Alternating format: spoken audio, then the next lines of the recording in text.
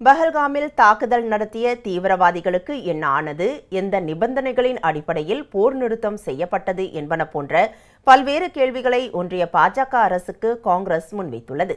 டெல்லியில் இன்று செய்தியாளர்களிடம் பேசிய காங்கிரஸ் கட்சியின் ஊடக பிரிவு தலைவர் பவன் கேரா, பிரதமர் மோடி பயங்கரவாதத்திற்கு எதிராக வலுவான நடவடிக்கை எடுப்பார் என்று முழு நாடும் எதிர்பார்த்தது என்றும், காங்கிரஸ் பொறுப்பான எதிர்க்கட்சியாக செயல்பட்டு அரசாங்கத்தை முழுமையாக ஆதரித்ததாகவும் கூறினார்.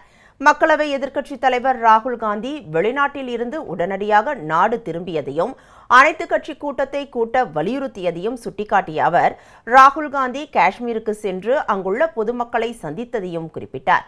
பாஜக இந்த பேரழிவை ஒரு வாய்ப்பாக பார்த்ததாகவும், பாஜக தலைவர்கள் மாணவர்களுக்கு எதிராக சமூக ஊடகங்களில் வெறுப்பை பரப்பியதாகவும் அவர் குற்றம் சாட்டினார். பூஞ்ச், பஹல்காம் போன்ற பகுதிகளில் தாக்குதல் நடத்திய பயங்கரவாதிகளுக்கு என்ன ஆனது, எந்த நிபந்தனைகளின் அடிப்படையில் போர் நிறுத்தம் செய்யப்பட்டது, ஹபீஸ் சையதும் மசூத் அசாரும் எப்படி தப்பித்தார்கள், போர் நிறுத்த ஒப்பந்தத்தில் இந்த பயங்கரவாதிகளை மீண்டும் கொண்டு வருவது குறிப்பிடப்பட்டிருக்கிறதா என்பன போன்ற பல்வேறு கேள்விகளை எழுப்பிய பவன் கேரா, இந்த அரசாங்கம் ட்ரோல்களால் நடத்தப்படுவதாகவும், இந்த கேள்விகளுக்கு ஒருபோதும் பதில் கிடைக்கப் போவதில்லை என்றும் கடுமையாக விமர்சித்தார்.